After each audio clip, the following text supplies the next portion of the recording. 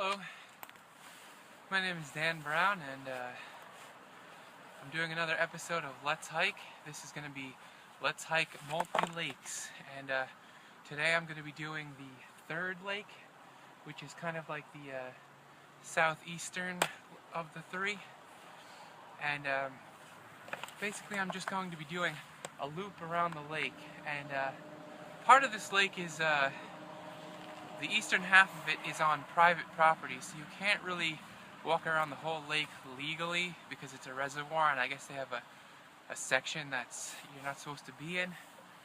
But I'm gonna do the part that is legal to do, and then I'll just tell some stories the way I usually do, because I'd like this series to be about hiking and places that I find to be interesting, or that have some kind of sentimental meaning to me, or that I'm interested in, and hopefully other people will follow suit and do trails that they like, or maybe even do some of the same trails, but just from their perspective and what they like. One of the first things I should probably talk about is that recently we just had a big hurricane, Hurricane Sandy, and as you're going to see in a second or two, there's quite a lot of damage. This is a huge tree that was turned over in the storm, and there's a lot of wreckage everywhere. The entire edge of the lake is just littered with fallen trees, and it's really very difficult to walk in this area because of all the trees that fell down in the hurricane.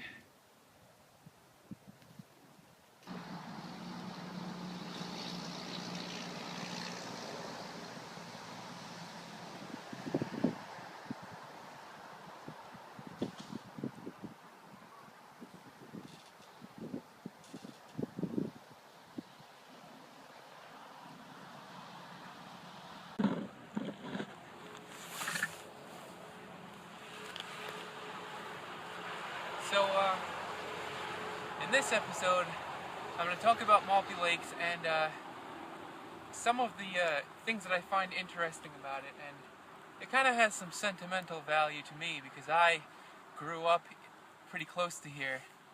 And my brother and my friend Brian used to come here after school every day and hang out here. And because of the hurricane, it really looks much different from how it looked then. So you're going to see a lot more wreckage and destruction than you would have seen back then. Anyway, I'm going to walk around the lakes and show you some shots in a few minutes, but first I'm going to talk about how we first entered the park. And when we were younger, maybe in our teens or late, pre-teens or whatever you want to call it, we used to walk up Route 34, which is kind of the park itself is in New Haven, but it's kind of right on the southwestern border, right next to West Haven. And Route 34 kind of goes along the southern part of the park. And originally, you weren't allowed to come in here. You were it's a reservoir area, and people weren't allowed to come in. And back then, we just kind of walked along the road looking for a place to get in here, and the park was surrounded by barbed wire, so we kind of had to climb the barbed wire at some point and jump over the fence. And years later, they opened up the park to the public, and now you can come in here if you have a permit. And they made the gate to get in here for the public very close to where we originally used to jump the fence and climb down the rocks and get in here. This is Route 34, and we'd walk along Route 34 and we'd jump down right in the corner there. And then we'd jump down this rock wall, and then we'd head off into the woods over there. And we used to stop at it was Wawa back then, now it's Krauser's, but we used to stop there and get, Snapple, Fig Newtons, Slim Jims, and all that stuff. And we'd come in here and we'd just explore the whole place and just have a good time and wander. And that's one of the things that I like about it.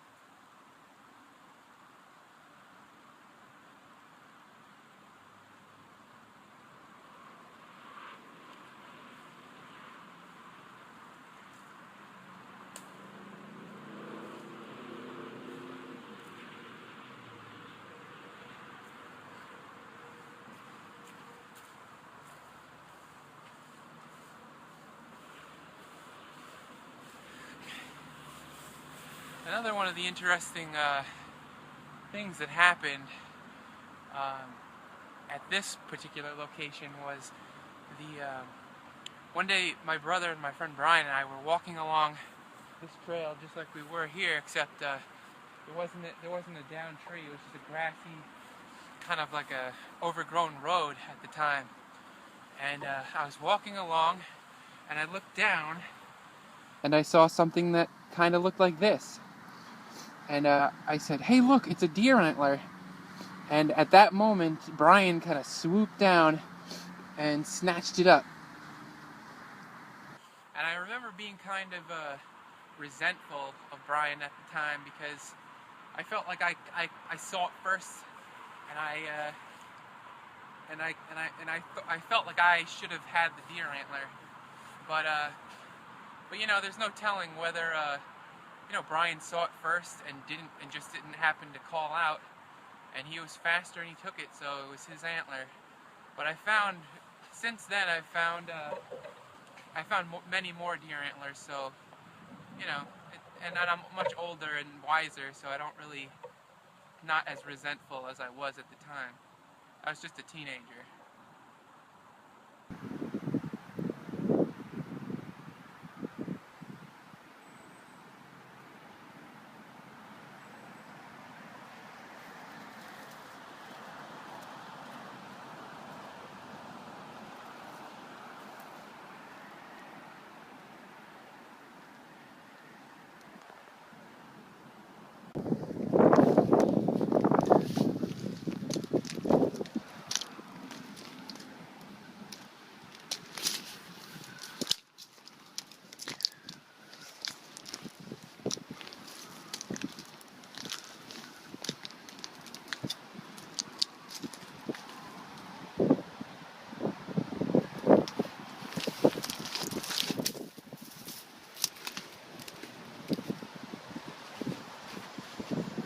Damn Cam.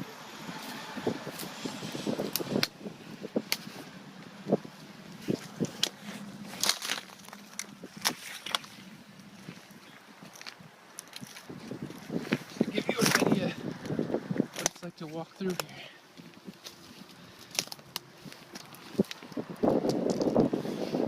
And I'm a perpetual log balancer. It's kind of hard to film and do this at the same time.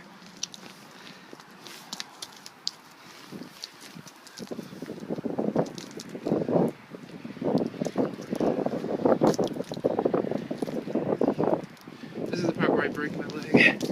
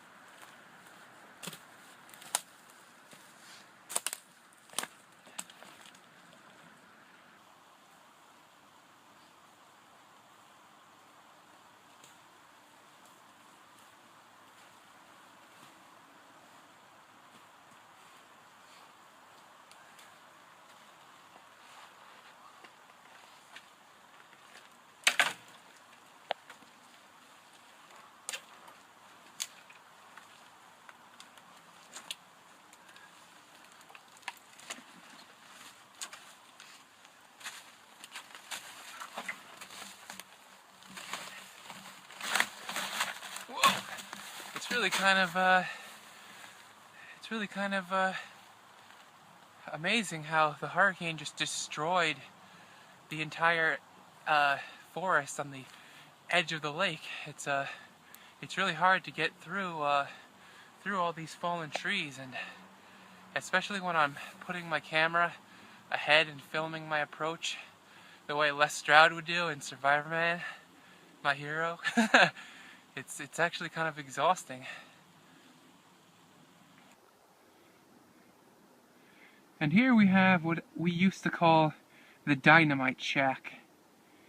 And I think my brother stumbled upon this one day, and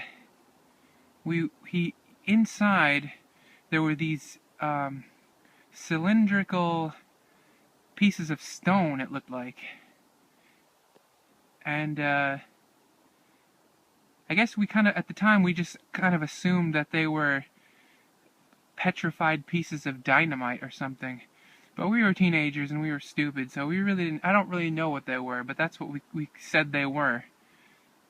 So sometimes we'd come here and hang out.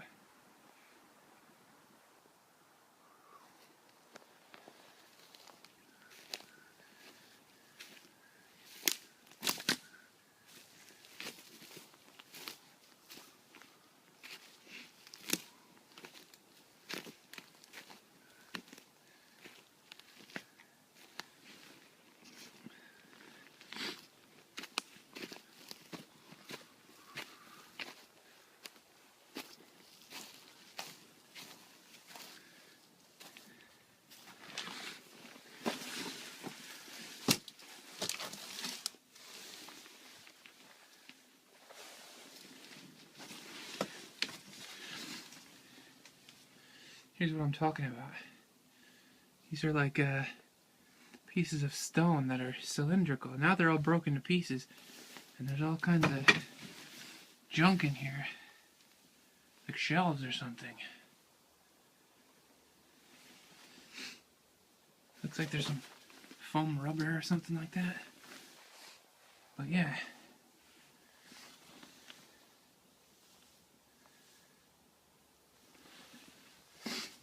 So this is the Dynamite Shack.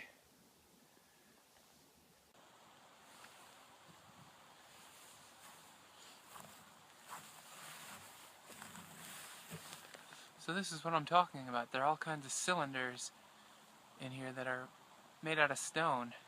And I really doubt that it's dynamite, because I doubt they would leave a shack full of this stuff in a public area for people to stumble upon. But there are a couple of different kinds of rocks in there.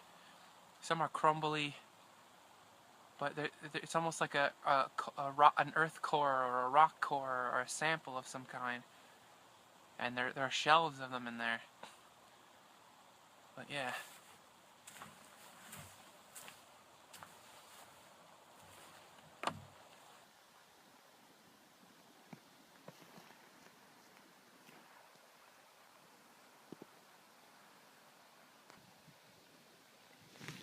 Here's one of the swans. There are a couple of different swans that live here. This one seems to be all alone. I remember about, I don't know, maybe 10 years ago, I was walking along the first lake and I saw this dead swan just lying by the shore. And there was never just one swan by himself. There were always two swans, and then there were, I think, two groups of two swans. And I thought it was kind of weird that one was just lying there dead and no other swan was around. And I thought it was kind of strange because my friend's fiance just kind of died around that time. And it kind of made me wonder, like, maybe this is an omen, because it was around the holidays, and you know, they say people commit suicide around the holidays a lot. So I figured I'd like just call him up and keep an eye on him, you know, once in a while, just to make sure he didn't, like, I don't know. I guess I felt like it was a sign of some kind, but I'm probably just an idiot.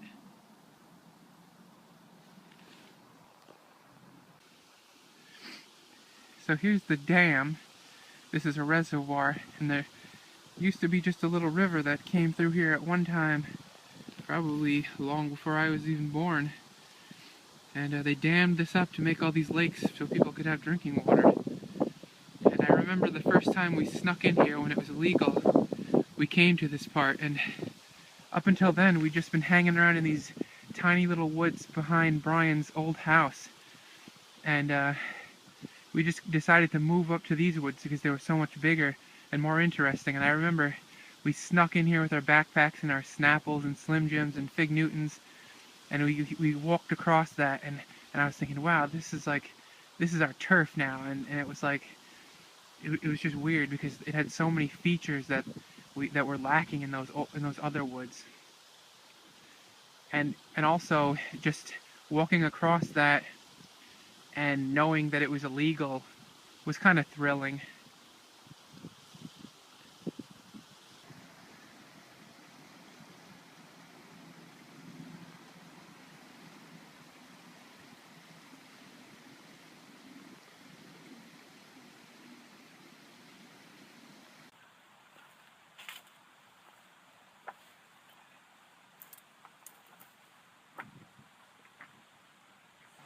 Technically, you're not supposed to walk across like this because supposedly it's dangerous.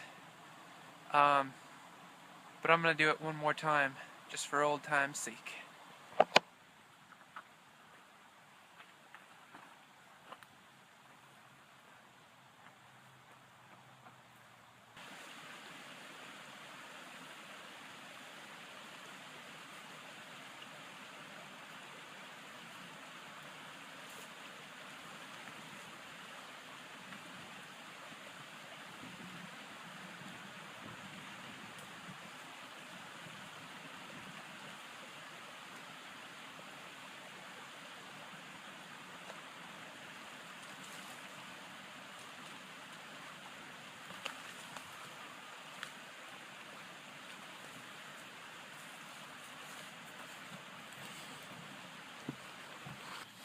One interesting thing about this spot here is that we used to kind of, before they opened it up to the public, we used to have a fort that was up the, down the side of the lake there. And sometimes we'd come and sit here and just, talk about different things and joke around. And one time my brother he had a Swiss Army knife and he was carving a stick or something. And the Swiss Army knife slipped out of his hand and it fell down into the water. And it fell probably about 5 feet down in there. And I was thinking that that it was gone for good. And what he ended up doing was borrowing my knife, and he had this big long fishing pole size stick that was curved, almost like a fishing pole, but a little more bent.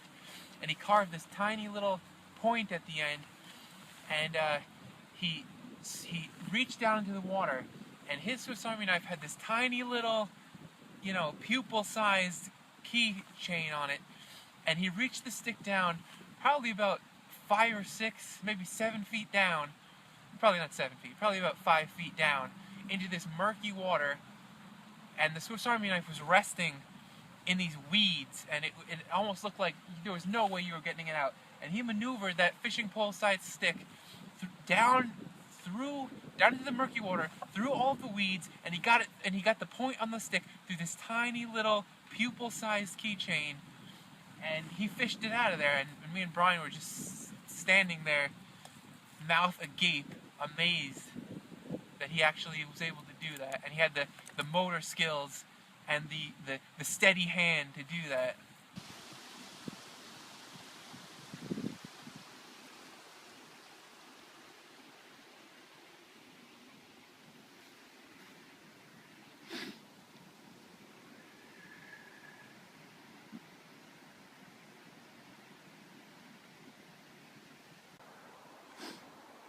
There's a better shot of the Swan.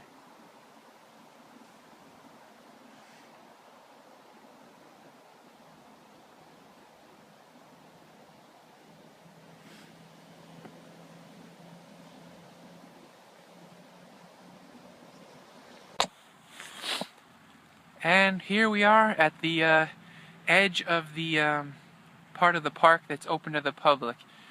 Beyond this point, you're not allowed to proceed any further. And there's the Swan in the background. But we used to have this fort here, and now it's well, back then when we were teenagers, it was darker and there were more rhododendrons concealing it. And we used to hang out here. And when the security truck drove by, we'd duck down and hide in here. And now when they opened it up to the public, they kind of made a trail here, and it's kind of, I always thought it was kind of a dumb trail because it just kind of goes off into, it just comes out here and stops in the middle of the woods. It doesn't really go anywhere, but it went right through our fort, and now it's kind of open to the air. And I remember when I was a kid, I was pretty disappointed about that. But anyway, this has been Let's Hike Maltby Lakes, Lake 3, and I hope you enjoyed it.